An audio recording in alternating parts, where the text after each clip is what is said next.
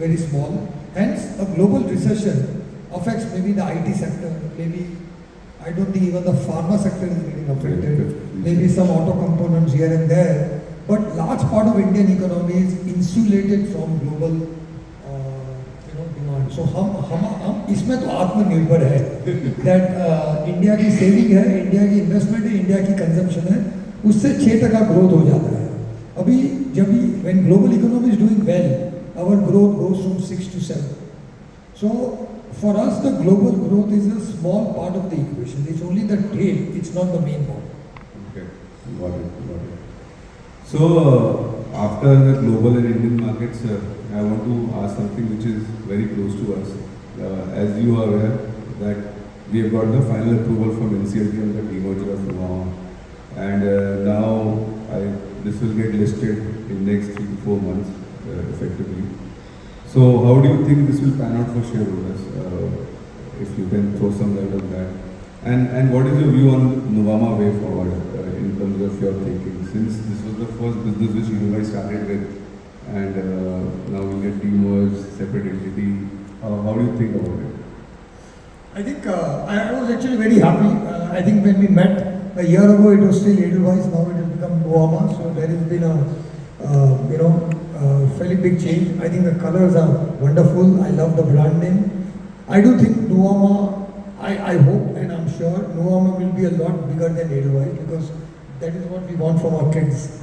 I think even now I'm very certain Nuvama listing will be at a market cap that will be higher than Edelweiss, and that is a source of lot of gratification, lot of happiness with us. We don't feel that Nuvama bigger than Edelweiss is a problem. We think it's a huge success story. What is currently Nuvama is what Edelweiss was about 20 years ago. We started with investment banking, added institutional broking, added wealth management, added all of this, and this has been built brick by brick over last 20 years. It has been one of the biggest success stories of Edelweiss. Edelweiss now has 8 separate, independent, standalone businesses. It starts with Nuvama is the eldest of all the brothers and sisters in our family. Then we have the mutual fund, we have alternative asset management, we have life insurance, general insurance, NBFC, housing finance, and ARC. So these are the 8 businesses of Edelweiss. All 8 are independent with their own capital, their own boards, their own management teams. No management teams are cross-linked, no cross-holdings. We think each of them will follow the Nuvama footsteps in terms of growth and value creation. As I said, this is the oldest business. We started this about approximately 20-21 years ago in this format. A lot of our other businesses are maybe 11-12 years old, 8-9 years old. But each of the 8 businesses, we have a lot of aspiration, and I do hope to look at them and say, देखो एक दिन बड़ा होके तुमको नोवा जैसा बनना है. is what we are hoping for. Because Edelweiss, the main company, is now more and more like an investment company. We incubate new businesses, we always look for new ideas, we acquire companies, build them into large businesses. We take 15-20 years. But our approach is that we have a great culture, we can get great people. I think all of you are testament of that. I think in spite of all of us old fogies we acquire, we do attract a lot of young, smart, hungry people who do great stuff, and a lot of the Nuvama people are examples of that. So our idea is, can we build great businesses in financial services? We think it's a big opportunity for the next 25 years. Can we build businesses, like in the Nuvama business itself, the total investment Edelweiss has made over the last 20 years is about 100 crores. And if today Nuvama is valued at whatever 7,000, 8,000, whatever is the market value, I have no idea, but it will depend on all of you, and it will depend on the market and the prospects for this. But whatever it is, over 20 years, we know that this can be built. And what is going to be happening in the next 20 years is going to be manyfold more exciting than the last 20 years. You were saying about the wealth management opportunity. Yeah. If you go back and study large countries like US and China, which also have a lot of their local savings, did you know that USA in 1987 was a $3.5 trillion economy, which India is now. So India is about 40 years, 37, 38 years after US, and this is what China was in 2003. Wow. So China was about 3.5 trillion in 2003.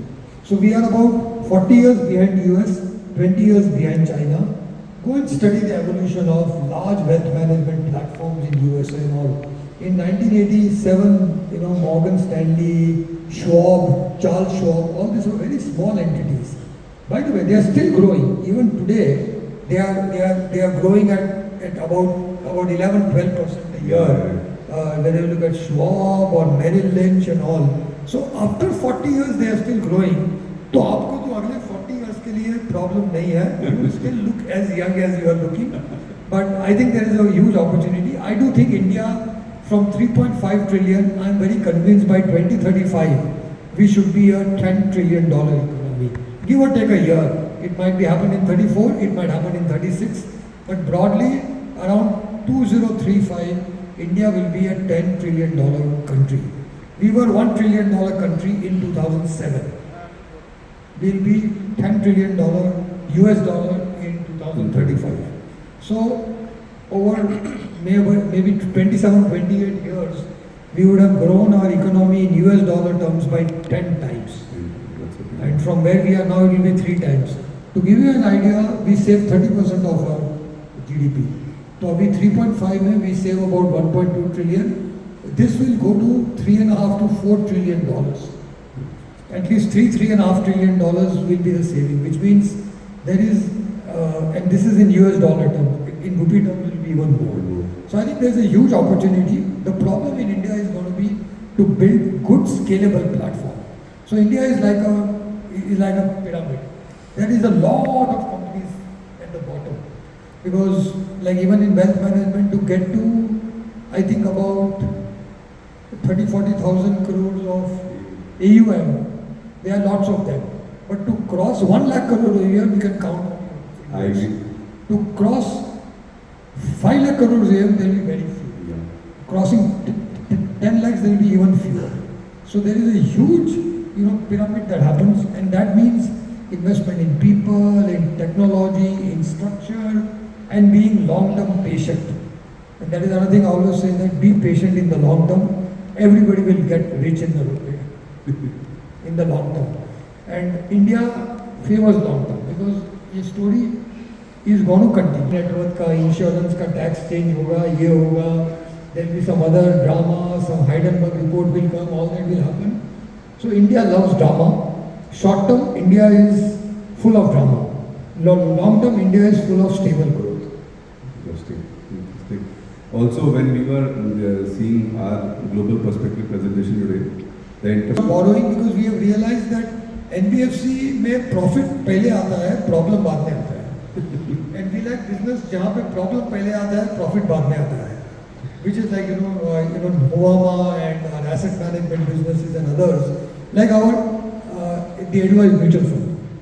We started that in 2008-9. We broke even for the first time in 2020.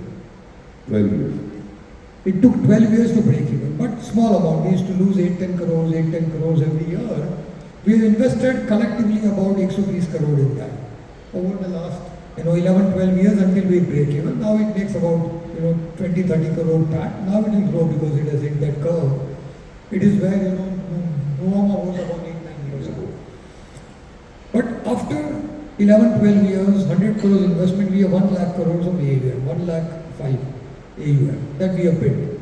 So it requires a lot of patience.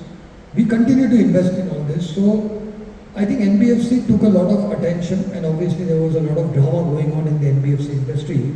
But in the last 5-6 years, if I give you some of the statistics of the growth in the non-NBFC businesses, in Nuvama itself, I think it has been approximately 3x growth in AUM, profit, all of that in the last about 4 years, post ILFS. Our asset management business, AUM, in the mutual fund has grown from 18,000 crore to 1 lakh. In this same 5 years, highly competitive. Our insurance business has grown at about 20% a year for the last 5 years. Our general insurance business has grown at 50% a year for the last 5 years. And all these are very competitive businesses because in the life insurance we compete with not just LIC but SBI, HDFC, ICICI, Kotak, Birla, Tata, Bajaj, everybody is there ahead of us. Yeah, the same thing in the general insurance business, everybody is there. But even this business grown, our alternative asset management business has grown at 40% a year in the last 5 years.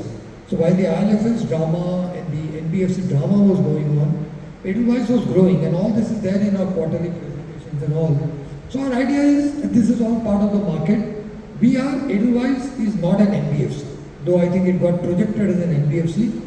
We are not an NBFC. We call ourselves an investment company. We are not a holding company, and that is why we are spinning off more. If we were a holding company, we would have kept it and saying, you keep on growing, we keep on getting profits every year, which is what holding companies do. In India, there are a lot of holding companies listed in the market, but the holding companies are there for control, while an investment company is for value creation and value unlocking, and then there are PE funds. The private equity funds have a 3 to 5 year view. Holding company has an infinite view because they will hold the stock for 100 years because it's the family holding. An investment company can take a 15 to 25 year view, which is what we are. There were other companies in India earlier, Tata Sons and HDFC itself is like an investment company. They built HDFC mutual fund, then spun it out, all that. So Edelweiss is also not easy to understand because there are very few investment companies in India. There are a lot of holding companies in India. There are a lot of PE funds in India. There are a lot of operating companies in India. But we are an investment company with a lot of operating companies. We have 8 very stellar operating companies out there. Each one of them, I'm very proud of them. Sir, also, for example, we have been chatting this one-on-one, like the insurance business, what you have, correct? We have become EV this year. How do you value that company? Because the profit will start coming in a couple of years, correct? But still, from understanding point of view, because I remember that you were telling me one day that if you want to start an insurance company right now, the capital requirement, etc., can be very, very high, and it's not an easy business to build. So, how do you think about that? So, in India, if you understand the accounting of insurance companies, all your costs are upfront. So, when you acquire an insurance customer, you pay a huge commissions, as all of you are aware of that.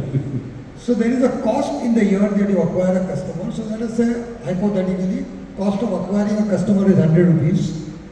That customer over 10 years will make you 250 rupees. So if you look at the NPV of that, which is called new business premium margin, is about between 30 to 40%.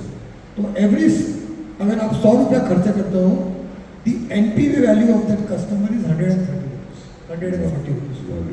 But you spend 100 now, and that 130, 140, you earn over 8, 10, 14, 15 crores. That is how the insurance business works.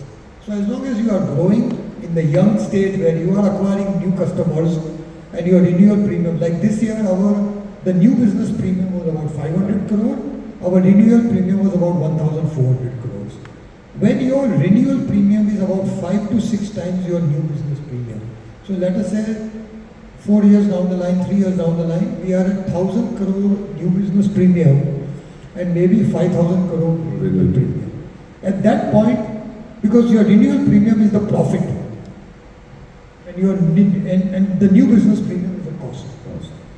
So, if you started a life insurance company in say 2001-2, when the industry opened up and actual cost data is available, average industry player took 1,000 crores of equity you had to spend, and you took 10 to 11 years to build. 2001 में अगर 2011-12 में आपने start की थी, so and actually that is where we started. We already invested 2,600 crores of cash equity in that business, and we are 400 crores away from break even. So अगर आपने 11-12 में चालू की insurance company, so it will take you 15 years and 3,000 crores of equity. अगर आज you are starting in 2023, my calculation is because A, cost of money has gone up, cost of acquiring a customer has gone up, competition has gone up.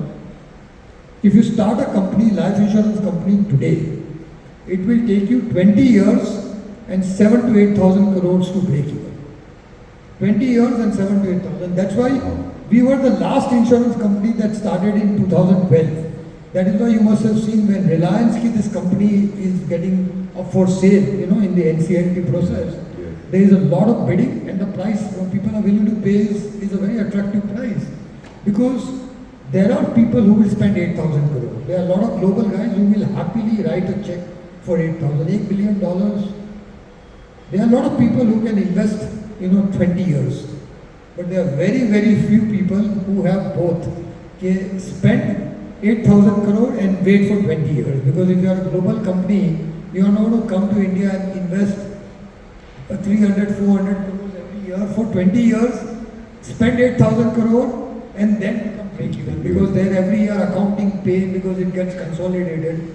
So there are a lot of global firms happy to just come in, write a check. That's why any insurance company up for sale, they'll be bidding. Last morning when we saw that, this Egon is up for sale and there are already 3-4 bidders for that. Because to buy a mature insurance company is like buying a mature business. And Rahul has learned that every business, including, Nuvama, 8, 10 years, 15 years का building का pain है. Either capital भी चाहिए और hard work भी चाहिए. But अगर अच्छा बड़ा if you can adopt a 18-year-old child who is already educated, college graduate हो गया है, बहुत अच्छा है ना. तो इंश्योरेंस में ये हो रहा है. तो अभी I think companies are being, you must have seen last year Exide got sold for 3 times embedded value. So like our Edelweiss, we have invested about 2,800 crores, 2,600. By the end of this year, it will be 2,800 crores investment into that. Our embedded value will be closer to 2,000. And usually between 2 to 3 times. Good companies are at 3 times, like Exide was at 3 times. Average companies are at 2 times. So 2 to 3 times embedded value is what is there, which means आज अगर किसी को खरीदना है break even company, you can pay 6,000 crore, 7,000 crore and get a company now, rather than invest for 20 years and spend the same money. You will spend it in a staggered way. Got it. I think this whole idea of putting 3.5 trillion, we are about 4% of the global GDP. Global GDP is about 89-90 billion dollars. So we are about close to 4% of the global GDP. We used to be about 2% of global GDP in 2008-9-10. So we have moved from 2% of global GDP to 4% of global GDP in the last, I think, about 13-14 years, because India is growing faster than other markets in the world. By 2030, we should be 5 to 6% of the global GDP. Every market, when you cross 5% of the global GDP, a lot of global attention comes there. In the financial services, we are still underdeveloped. So if you look at our asset management AUM as a percentage of global asset management AUM, you look at our home loan market as a percentage of the global home loan market, you look at our insurance premium as a percentage of the global insurance premium, you look at the wealth management AUM as a percentage of the global wealth management AUM, you can do this calculation, we have that. India is between 2 to 3% of the global market. We are about between 2 to 3% of the global market. We are still too small. For a large insurance company, India is only 2%, 3% of the market. But it's very soon going to become 4-5% of the market. At 4-5% when their home markets are not growing, and this is still growing, becomes very, very exciting. So I think between 2025 to 2030, so you must have seen last about 10 to 15 years, every global asset management company exited India. Goldman Sachs sold their asset management business, BlackRock exited India, Fidelity exited India, HSBC exited. So एक करके everybody is, now they are all starting to enter again. HSBC acquired L&T Mutual Fund now. So can you imagine last 10 years asset management has been an exciting business. But every global company was exiting because India was 1-2%. So I remember when we acquired the JP Morgan asset management business in our mutual fund, We were half their size. हमारा AUM उस time पे Rahul was about 3,000 crore and we acquired 5,000 crores of AUM in the JP Morgan asset management. We paid 1%. We paid 1% of AUM when the market deal was about 4 to 5% of AUM.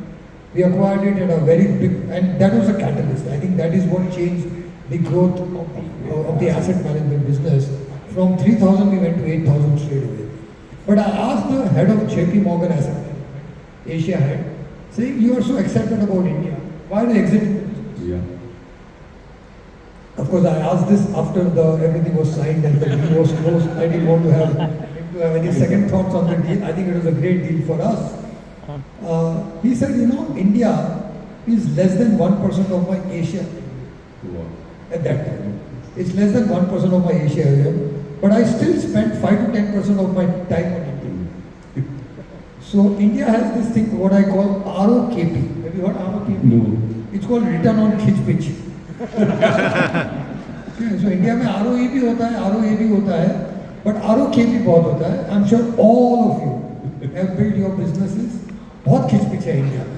इस सेबी का ये KYC normal change, ये change होगा, ये show कोज notice आएगा, ये होगा, वो होगा. So India में what you need is return on खिच pitch. At the current size of India, the return on खिच pitch is not high. But when we cross 5%, it will become high now. Because वो ROKP आने वाला है India में for the global guys. Because they can't ignore India. So 2025 से 2030 के बीच में बहुत global लोग आएंगे. We are very, both our insurance businesses will break even in 2026, around that time, give or take. They expected to break even. So we think we'll be sitting pretty with maybe partnerships, we can IPO the companies, a lot of global funds will come because I think the real money, global money into financial services will come from 25 to 35. That's an interesting one. So idea is to be prepared for that. Build your businesses. A lot of you have reasonable sized businesses. Build it for 5-10 years. You will get a lot of global partners. And as you said, the RAI business and all of that. There are a lot of what has happened globally will happen in India. India has to cross the 5% of the global GDP, and the financial services has to cross 5%. I think we'll cross 5% of global GDP by 2026. And we'll cross 5% of global financial services market by 2030. Interesting. ROKP. So, sir, my last question.